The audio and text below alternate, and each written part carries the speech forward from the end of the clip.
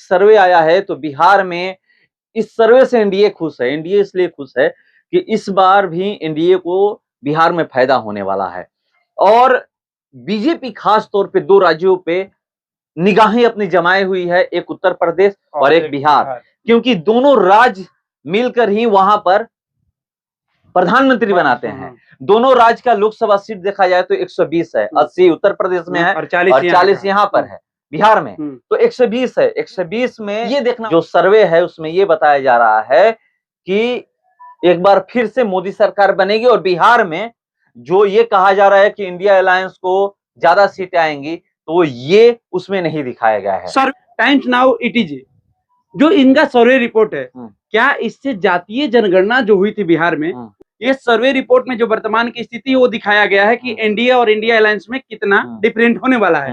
अब ये बताइए हम, जिस तरह से सर्वे जातीय जनगणना हुई उसको लेकर ये इंडिया गठबंधन जो है वो कयास लगा रही है कि इस बार बिहार में 40 सीटों पर एनडीए की सफाया कर देंगे, और इधर सर्वे रिपोर्ट में कुछ और आ रहा है कि अगर वर्तमान में चुनाव हो तो एनडीए फिर से भारी पड़ती नजर आ रही है। तो क्या 40 में 22 से 24, हाँ, एनडीए को 22 से 24 सीटें प्राप्त हो सकती है 40 सीट पे। 5 राज्यों के चुनाव के बाद एक सर्वे रिपोर्ट आया लोकसभा चुनाव को लेकर, टाइम्स नाउ ईटीजी का जो सर्वे रिपोर्ट है, अगर भारत में लोकसभा चुनाव हो तो उसका वर्तमान में बिहार पर कितना असर एनडीए अलायंस और इंडिया अलायंस पे पड़ेगा, इसकी जानकारी लेने के लिए हमारे साथ युवा पत्रकार कृष्णा है। कृष्णा, अगर वर्तमान की बात की जाए, अगर अभी बिहार की जो स्थिति है, अगर लोकसभा चुनाव हो रहे हैं तो बिहार की स्थिति क्या होगी, किसको कितना सीट मिलेगा सर्वे रिपोर्ट के अनुसार? देखिए, टाइम्स नाउ ईटीजी का एक सर्वे आया है, एग्जिट पोल मतलब के पूरा टाइम्स एक सर्वे आया, हाँ, सर्वे आया है, उसका आया है तो उसमें पूरे देश का किया गया है और पूरे देश में फिर से एक बार मोदी सरकार बनती हुई दिखाई दे रही है। उस सर्वे के अनुसार मैं बता रहा हूँ। ये 5 राज्यों के चुनाव परिणाम के बाद ये नहीं है कि पहले का है, उसके बाद 5 राज्यों का तो पता ही है कि बीजेपी 3 राज्यों में सरकार बना चुकी है, तेलंगाना में कांग्रेस की सरकार बनी है, वहां पे मिजोरम में क्षेत्रीय पार्टी की सरकार बनी है। तो ये 5 राज्यों के बाद ये टाइम्स नाउ ईटीजी का सर्वे है, उस सर्वे में ये कहा गया है कि मतलब तीसरी बार मोदी सरकार सत्ता में वापसी करेगी 24 में। और यहाँ पर एक चीज ये समझ लीजिए, हम लोग अभी स्पेशल बिहार की बात करेंगे तो बिहार को लेकर के ये कहा जा रहा है, अगर 2019 की हम लोग बात करें तो एनडीए को 39 सीटें मिली थी और यूपीए गठबंधन को, जो अभी इंडिया गठबंधन है, 1 सीटें मिली थी, मगर वहां पर कुछ और ही था। नीतीश कुमार उस समय एनडीए के साथ थे, बीजेपी के साथ थे, और उस समय कौन कौन लोग चुनाव लड़े थे सबको पता है कि 3 लोग ही थे, 3 दल ही थे एनडीए में, जिसमें चिराग पासवान और नीतीश कुमार और बीजेपी की 17 सीटें आई थी जीत करके, 17 सीटों पे चुनाव बीजेपी लड़ी थी, 17 जीती थी।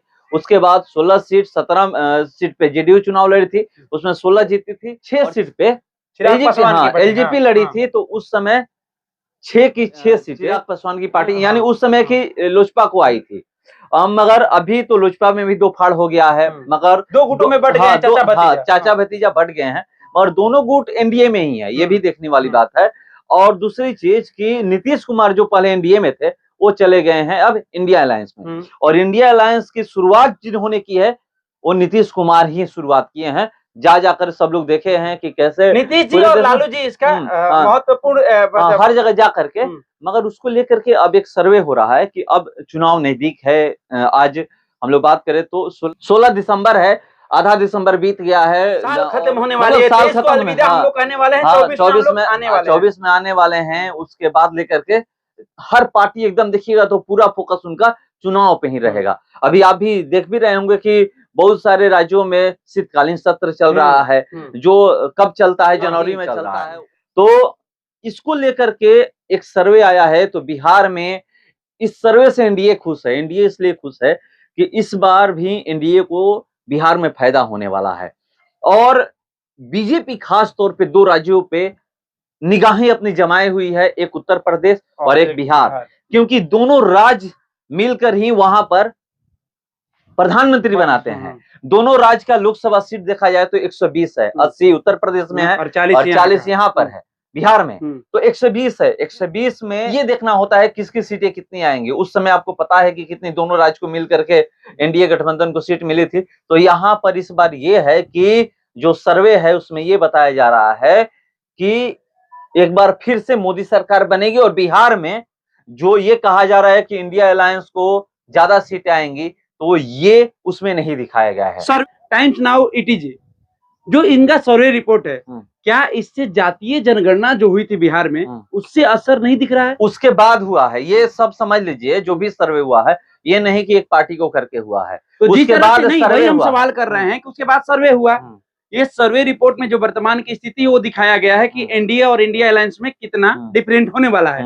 अब ये बताइए हम, जिस तरह से सर्वे जातीय जनगणना हुई उसको लेकर ये इंडिया गठबंधन जो है वो कयास लगा रही है कि इस बार बिहार में 40 सीटों पर एनडीए की सफाया कर देंगे। और इधर सर्वे रिपोर्ट में कुछ और आ रहा है कि अगर वर्तमान में चुनाव हो तो एनडीए फिर से भारी पड़ती नजर आ रही है।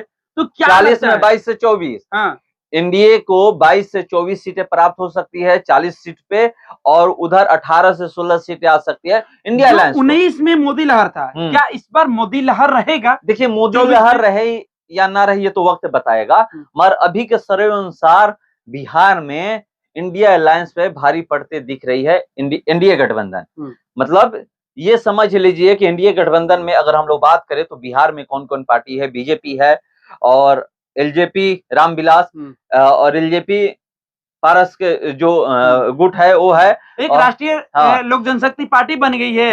एक एलजेपी रामविलास बन गई है। तो ये दोनों है और एक इधर से आप ये समझ लीजिए कि जीतन राम मांझी उधर से आ गए हैं, इधर आ गए हैं। अब एनडीए में देखिए अगर मिलाया जाए तो एनडीए में अभी तक चाचा भतीजा एक साथ हैं, एनडीए के साथ हैं, बीजेपी के साथ हैं, उधर मांझी जी हैं, इधर उपेंद्र कुशवाहा है। अब मुकेश सहनी अभी तक ये फाइनल नहीं किए हैं, 14 तारीख के बाद वही फाइनल करने वाले थे, लेकिन ये फाइनल नहीं किए हैं कि हम किस गठबंधन में जाएंगे। अब ये गठबंधन क्या तो कह रहे हैं कि जो मुझे आरक्षण देगा मैं उधर जाऊंगा। ये भी आप सीधा आप समझ लीजिए ना कि केंद्र में सरकार किसकी है, बीजेपी की। आरक्षण कौन देता है, वही देंगे। तो मोदी सरकार अगर आरक्षण देंगे तो मुकेश सहनी बीजेपी के साथ जाएंगे, और नहीं तो क्या करेंगे, तीसरा मोर्चा खोलेंगे, वो हराने का फिर काम करेंगे, यही करेंगे ना। नहीं तो फिर इंडिया गठबंधन के साथ जाएंगे। तो ये तो अलग बात, जब तक मुकेश सहनी फाइनल नहीं कर रहे हैं तब तक ये तो कहा नहीं जा सकता है कि किस तराजू में वो तौलेंगे, किधर जाएंगे। अब रही बिहार की सियासत की बात, तो फिर से आपका जो सर्वे रिपोर्ट, जो उनका सर्वे रिपोर्ट है उसमें तो ये साफ झलक रहा है कि फिर से एक बार मोदी सरकार आने जा रहा है। ये है, ये भी जातीय जनगणना की बात जहां तक सब हर कोई कर रहा है। तो 3 राज्यों के जो चुनाव थे सबसे ज्यादा वहीं पर निगाहें थी कि राजस्थान, मध्य प्रदेश और छत्तीसगढ़। वहां पे कांग्रेस बोली थी कि हम जातीय जनगणना कराएंगे, सरकार हमारी बनेगी, तो और वहां पर सरकार बनी नहीं।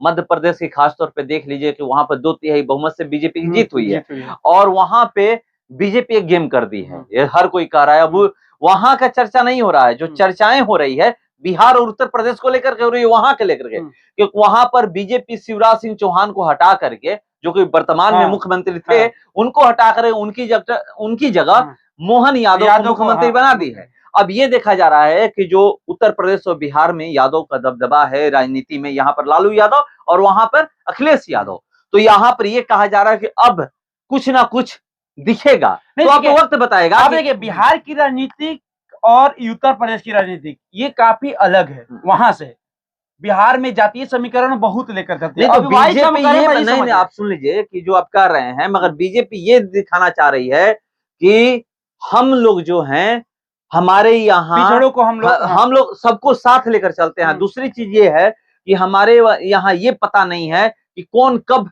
क्या बन जाएगा।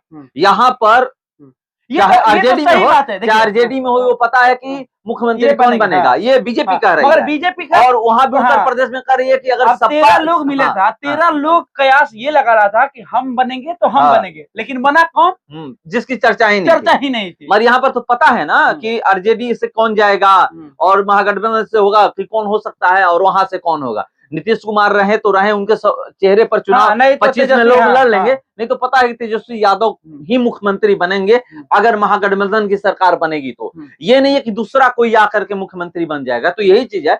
तो यही बीजेपी दिखाने का प्रयास कर रही है कि हम लोग जाति पाति में विश्वास नहीं करते हैं, सबको साथ लेकर चलते हैं। और देख लीजिए, एक जगह आदिवासी को हम बनाए, एक जगह एक ओबीसी को बनाए, एक जगह कोई जनरल महिला को पहले राष्ट्रपति बनी, वो भी आदिवासी। बनाए। तो बीजेपी का जो मास्टर गेम है, क्या इंडिया गठबंधन समझ नहीं पा रही है? क्या इंडिया गठबंधन आपस में उलझ के रह गई है? क्योंकि अभी तक चेहरा सामने नहीं आया है कि प्रधानमंत्री का उम्मीदवार कौन होगा। अभी तक देखिए, एक 6 तारीख को बैठक होने वाली थी दिल्ली में, टल गई। फिर 17 को होने वाली थी, वो भी टल गई है, उसका भी डेट आगे बढ़ा दिया गया। तो ये सिलसिला अभी आपस का, ये चुनाव देखिए कितना नजदीक है, ये भी देख लीजिए कि अब दिन जो है एक दिन बीतता जा रहा है। नीतीश कुमार, ये 5 राज्य के चुनाव के परिणाम के बाद नीतीश कुमार भी खुल के सामने आ गए हैं। वो बोले कि हम तो लगे हुए हैं कि जल्द से जल्द इसका रिजल्ट सामने आए, नहीं तो देर हो जाएगी। तो नीतीश कुमार भी चाह रहे हैं कि जल्दी इसका जो भी फाइनल रिजल्ट है इंडिया गठबंधन से, जिसको सामने लाना है, अब जल्दी लाओ, ताकि सब अपना अपना रुख मोड़ेगा। अब देखिए, इंडिया गठबंधन में क्या हो रहा है, पेच यहाँ फंस रहा है कि सब चाहता है प्रधानमंत्री बनना। उधर से अखिलेश यादव, इधर से ममता बनर्जी, उधर से केजरीवाल, इधर से नीतीश कुमार, और नेशनल पार्टी ऑलरेडी कांग्रेस बैठी हुई है, राहुल गांधी।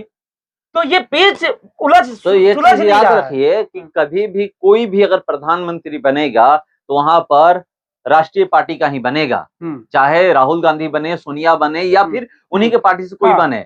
यहाँ पर कोई भी क्षेत्रीय पार्टी का चेहरा नहीं होगा जो प्रधानमंत्री का चेहरा होगा।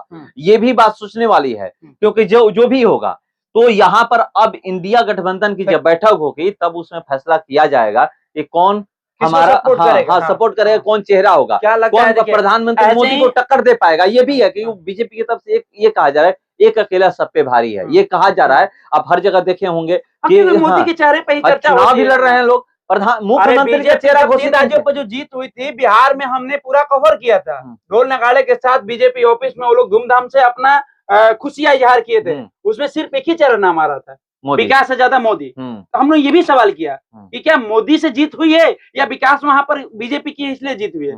मोदी का नाम विकास है, तो विकास मोदी एक ही में बीजेपी जोड़ दी है। तो चलिए हम लोग इंतजार करते हैं। और जो ये हम लोग ये बता रहे थे कि फिर से एक बार जो 5 राज्यों का जो चुनाव हुआ है उसके बाद ये सर्वे आया है, और बिहार के सर्वे पे लेकर के हम लोग बात कर रहे थे कि बिहार में किसको कितनी सीटें मिल सकती है। और ये टाइम्स नाउ ईटीजी का जो सर्वे है उस अनुसार हम लोग बात कर रहे हैं कि एक बार फिर से एनडीए गठबंधन को बढ़त मिल सकती है, मिल रही है। दिखाया गया कि एनडीए गठबंधन को बढ़त मिल रही है, 22 से 24 सीटें आ रही है 40 में, और इंडिया गठबंधन को 18 से 16 सीटें आ रही है। तो इंतजार करते हैं, चुनाव होगा तब पता चलेगा कि किसको कितनी सीटें बिहार में मिल रही है। मगर पिछली बार की बात की जाए तो एनडीए गठबंधन को 40 में 39 सीटें मिली थी। उस समय 2019 में नीतीश कुमार साथ थे तब मिली थी। इस बार इंतजार करते हैं, देखते हैं कि किसको कितनी सीटें मिलती है। अब 2024 में